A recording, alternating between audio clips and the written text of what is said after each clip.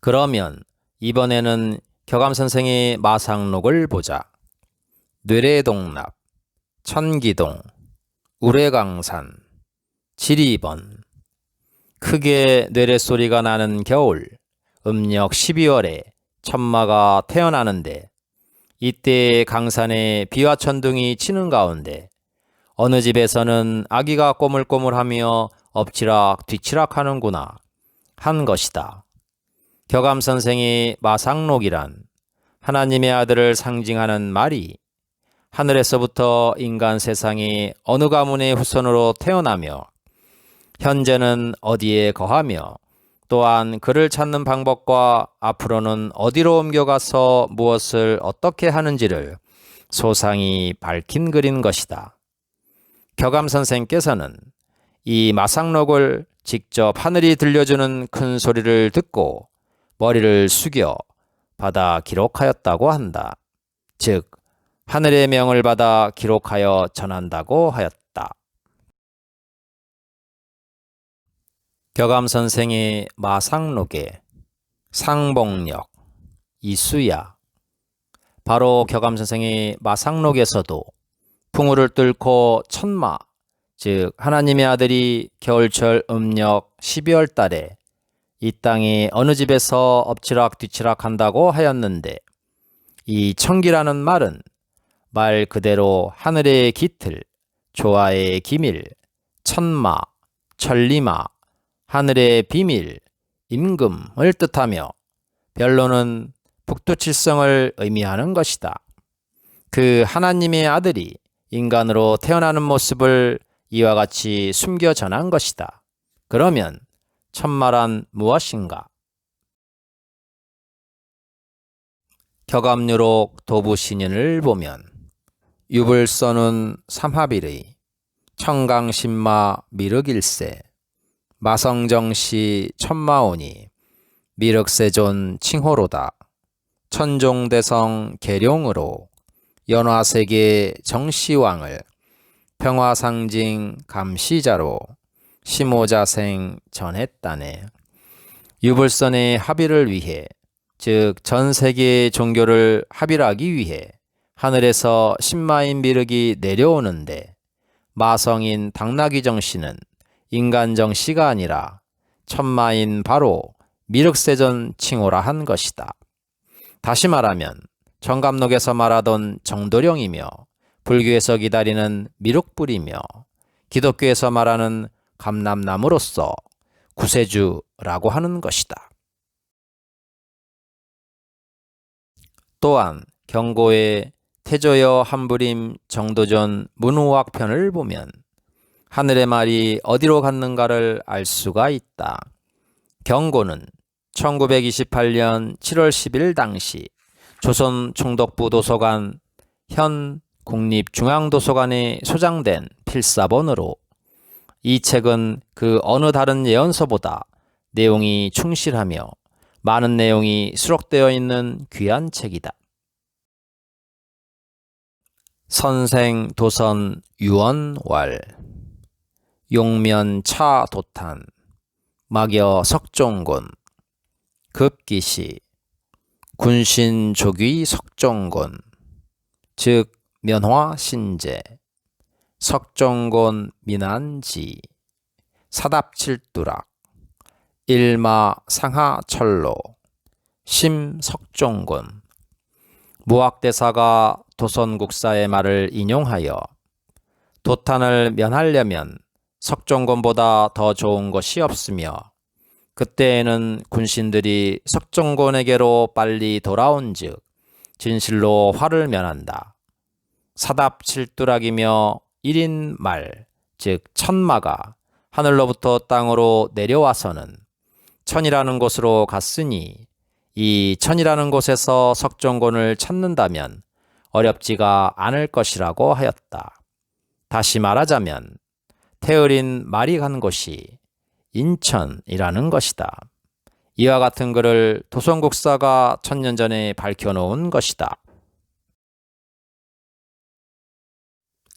해월선생 문집 1권 2장 5편 중에서 증지강락 고인걸 급견 개방 진지선 일소담토 기천권 천리신 교증 10년 동의원 객 해산외 우출동 관 풍우천 타일당 빙 쌍리비 해조응 여 월파련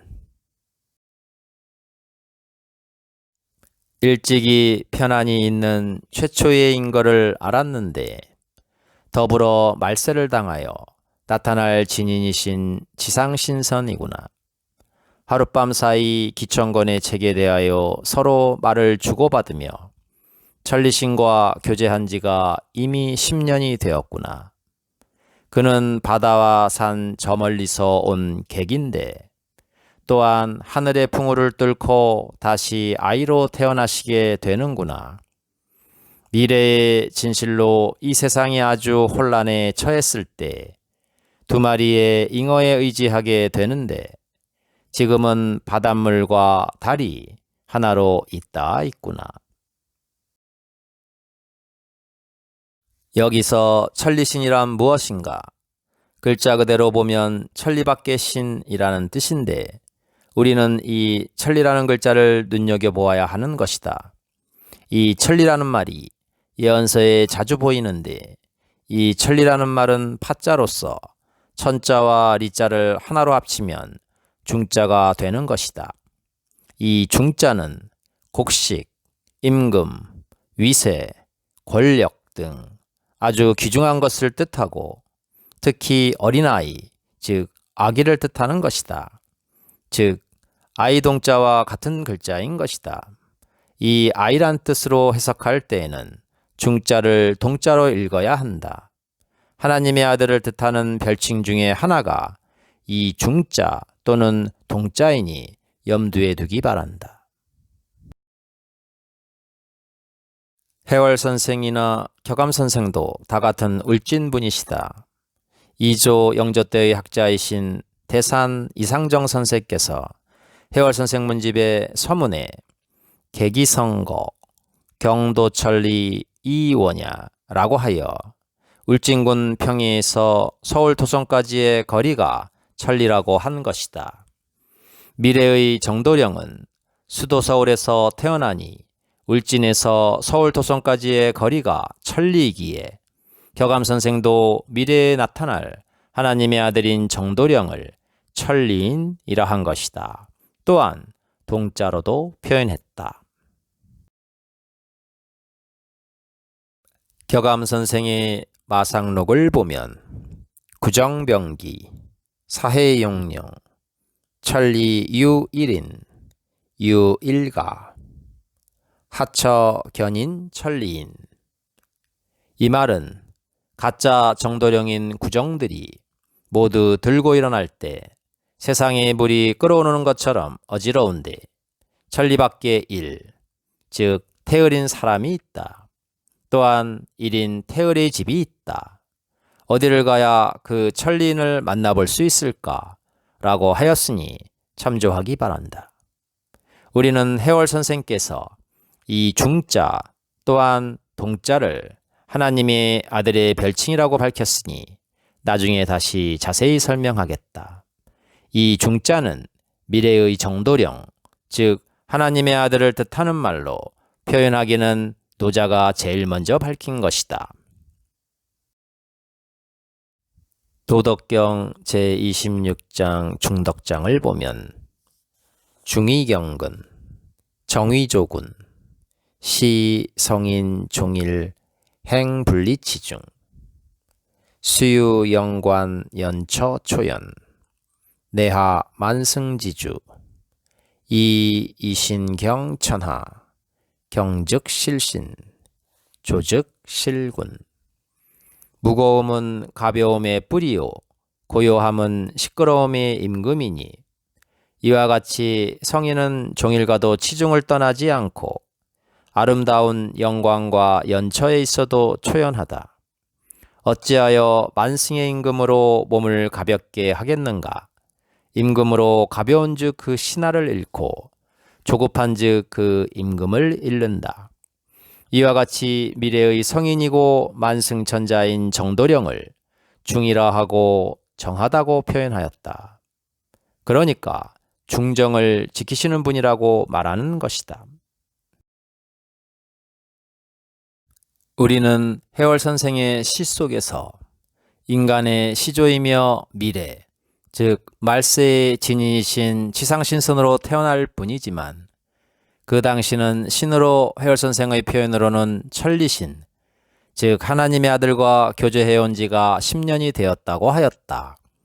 즉 그가 옥황상제인 것을 알 수 있는 것이다. 그리고 미래에 대한 일을 가르쳐주고 보여주어 다 알게 되었다고 고백을 하는 것이다. 즉 풍우를 뚫고 거듭 인간으로 태어나게 되는데 미래의 세상이 극히 혼란 속에 떨어지는데 그때의 한 쌍의 잉어에게 의지할 수밖에 없다고 한 것이다. 해월 선생께서는 이와 같이 크게 혼란한 세상을 비라고 표현했다. 비란 무엇을 두고 말하는가? 주역의 천지비괴를 의미하는 것이다. 주역의 천지비괴를 보면 건이 위에, 곤이 아래에 있는 괴인데 시대가 붕괴되어 쇠락한 현상을 말한다. 다시 말하면 꽉 막혀 답답한 암흑시대를 이르는 말이다. 이 비는 소인이 세상을 가로막고 있는 상태에서 군자가 상도를 지켜나가려고 해도 방해를 받아 잘 되지 않는다. 양인 건은 올라가고 음인 고는 내려간다. 천지는 화합하지 못하니 만물은 자라지 않는다. 상하가 서로 화합하지 못하고 국가는 망한다. 내꾀는 음이고 외꾀는 양이다. 이것은 내심 유약하면서도 외양은 강한 것처럼 꾸미는 것이다. 중심을 소인이 점령해서 군자는 밀려나가는 것을 나타낸다. 주역에서는 음은 소인을 말하고 양은 군자를 뜻하는 것이다. 소인의 도는 흥하고 군자의 도는 멸망하는 것이다. 양인 군자가 음인 소인의 세를 물리치고 영원한 즐거움을 누려야 하는데 오히려 양인 군자가 물러나고 음인 소인이 발흥함을 뜻하는 것이다. 군자는 검소한 덕으로 난을 피해야 하며 벼슬과 복록으로 그를 유혹해도 그를 움직일 수 없다. 하늘은 계속 위로 오르고 오르지만 땅은 오히려 계속 밑으로 내려가는 모습이니 무슨 일이든지 서로 화합이 되지를 않고 서로 등을 돌리고 배반하여 의견의 일치를 볼 수가 없는 것이다. 주위의 모든 사람들이 차가운 시선을 보내고 팔방이 꽉 막힌 상태인 것이다. 백성의 뜻이 나타나지 못하고 부자는 더욱더 부자가 되고 가난한 자는 더욱더 가난해진다. 즉 빈부의 격차가 더욱 심해진다는 것이다. 괴의 형태로 본다면 빈약한 음의 기반 위에 강한 양이 올라타고 있는 모습이다. 언제 무너질지 모르는 모래 위에 집을 지은 사상누각의 모습인 것이다. 지금 위기에 직면하고 있으니 머뭇거려서는 안 된다는 것이다. 속이 꽉 막힌 상황을 타개하기 위해서는 진지하게 대처하지 않으면 안 된다는 것을 각 효사가 이미 암시하고 있는 것이다. 그러면 무엇을 어찌 대처해야 하는가 알아보자. 해월 선생은 이러한 암흑의 시기를 맞아서 우리가 의지해야 할 사람이 진인인 지상신선이라고 하였다.